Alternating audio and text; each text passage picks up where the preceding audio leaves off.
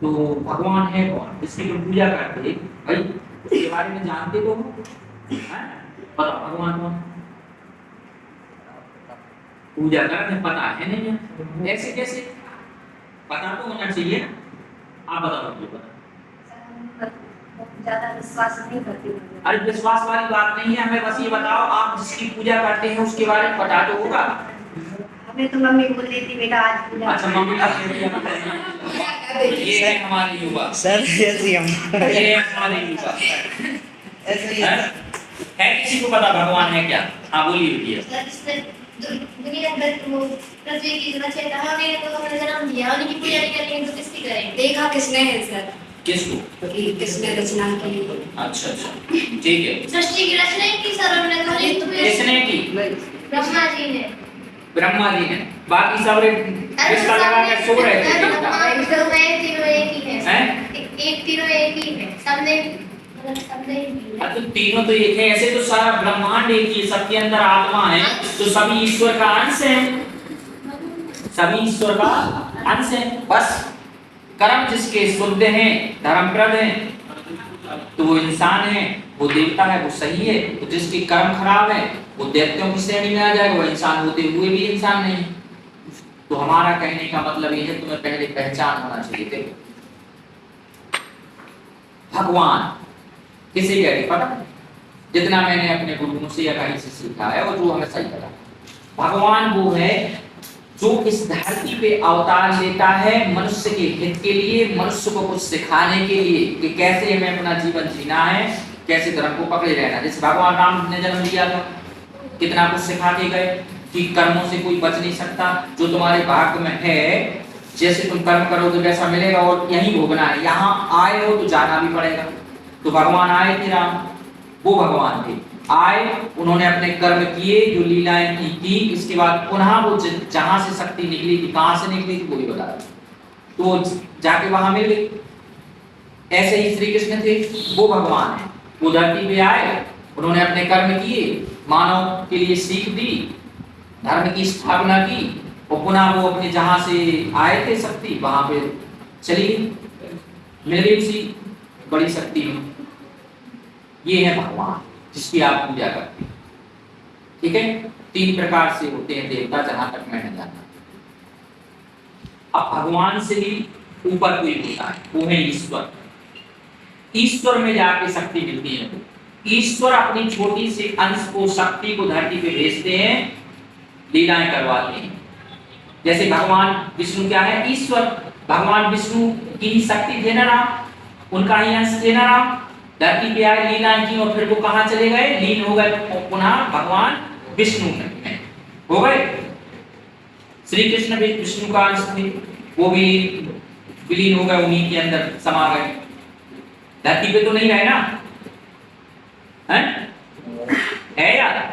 राम भगवान ने कहा कैसे अंतिम समय में श्री कृष्ण भगवान को कैसे उनके पदम पे तीर मारा था, है ये सब है ना, सुना है सर या पढ़ा हो?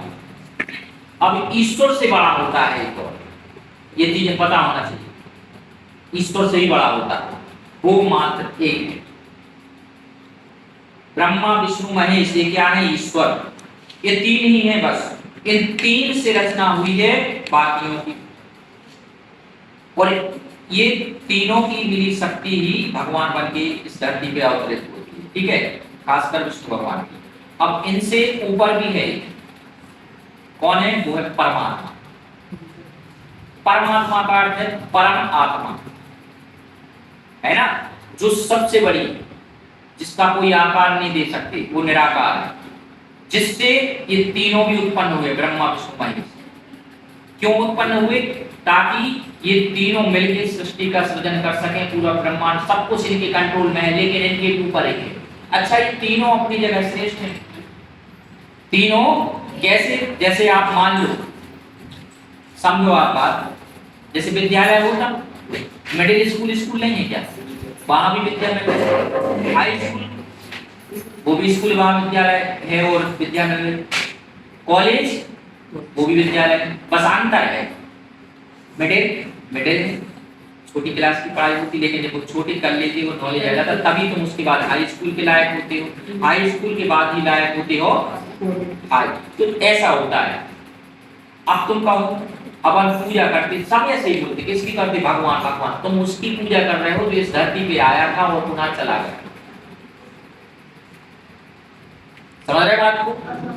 ऐसा नहीं है कि वो कृपा नहीं करेंगे, है नहीं, क्योंकि वो तो बस एक लीला करने आए थे मानव रूप में। मानव रूप में वो शक्ति आई और पुनः जहां से आई वहीं चली गई। भगवान विष्णु का अवतार है ना, भगवान विष्णु का अवतार श्री कृष्ण है। तो अपन जब कहते हैं कि पूजा किसकी कर रहे हैं, आप करते हैं भगवान की। अब ईश्वर कौन है और परमात्मा कौन है? परमात्मा वो है, याद रखो, परमात्मा सर्वश्रेष्ठ जो निराकार है, जिसका कोई आकार नहीं, परम शक्ति है, जिससे सारे जो है उत्पन्न हुए हैं उसी में सब विलीन होंगे। परमात्मा वो है परम शक्ति, जिससे साक्षात परब्रह्म जो ब्रह्मा विष्णु महेश है ना, ये भी उन्हीं से उत्पन्न हुए हैं। ठीक है, उससे आगे और आओ तो फिर धरती लोक पे ये अलग अलग प्रकार के धर्म बना लिए।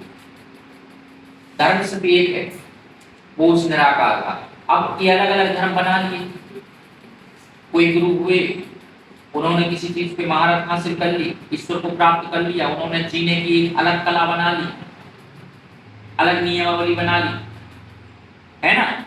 सबसे पुराना धर्म किसे मानते हैं? सबसे पुराना, और सबसे पुराना धर्म से ही संस्कृति उत्पन्न होती है। कौन सा है बताओ? सनातन धर्म है। अब सनातन धर्म हम इसलिए नहीं कह रहे हम स्वयं हिंदू हैं इसलिए नहीं, ये शास्त्र बोलते हैं, लिखित में जो हमारे पास तथ्य हैं ये वो बोलते हैं। ठीक है, साइंस के आधार पर जो इसकी शोध करता है वो बोलते हैं।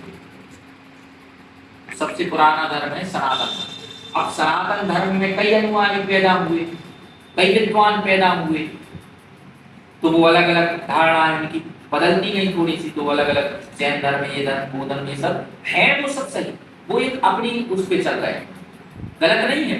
भाई देखो ऐसा है, तुम किस जैसे देवता है, कितने सारे हैं देवता, है, आप किसी एक देवता को पकड़ लो और बस उसको पूजो, बाकी को ना पूजो, तो इसका मतलब ये थोड़ी है कि तुम गलत हो।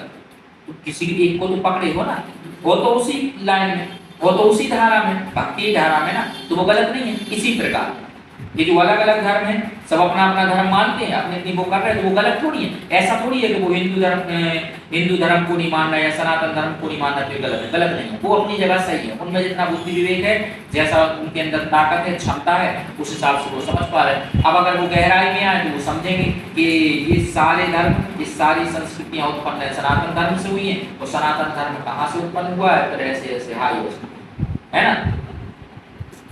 5th क्लास के बच्चे को आप 10th क्लास की मैथ पढ़ाएंगे, समझ में आएगी क्या? 1st क्लास के बच्चे को आप 5th क्लास का सिलेबस पढ़ाएंगे, समझ में आएगा क्या? अब तुम कहो वो समझ नहीं रहा है तो पापी है, पापी थोड़ी, पापी मत मानो, उसको बुरा मत मानो। हमें किसी भी धर्म के व्यक्ति को गलत नहीं कहना चाहिए। रीजन भाई ठीक है, तुम्हारी क्षमता इतनी है कि तुम उस चीज को समझ रहे हो कि सभी धर्म से एक समान है, सभी धर्म कहाँ से उत्पन्न हुई है क्या है, अब वो नहीं समझ पा रहा तो वो गलत थोड़ी। यही तो मानसिकता बन गई, इसीलिए तो विवादित स्थितियां बनती हैं। इसीलिए तो चाहे वो गांव हो, जिला हो, राज्य हो, देश हो, सभी स्तरों पे विवाद की स्थितियां बन जाती हैं, मूर्ख लड़ बैठते है ना। अभी वो एक है, उनका क्या नाम है, वो कहते अपने अपने नाम, क्या नाम है उनका? कुमार विश्वास, बहुत अच्छी लगी उनकी स्पीच। वो कहते अपने अपने राम, समझ रहे बात? बहुत अच्छी बात है। मतलब ये है, देखो तुम राम को किस दृष्टि से देखते, तुम उसको ईश्वर के उससे देख रहे, भगवान की दृष्टि से देख रहे, वो भगवान थी। अब कोई कोई उनको साधारण मनुष्य मानता है कि नहीं वो तो एक मनुष्य के जैसे आए थे, वो मनुष्य ही थे, भगवान थे तो ऐसे से ऐसा होता। तो वो सबके अपने अपने राम, सोच के अनुसार तुम कितना मानते, तुम्हारी दृष्टि में क्या कीमत है उनकी, समझ रहे है ना। कई खाली राम को नहीं, राम के नाम को मानते कि राम के नाम में बहुत ताकत है, ठीक है।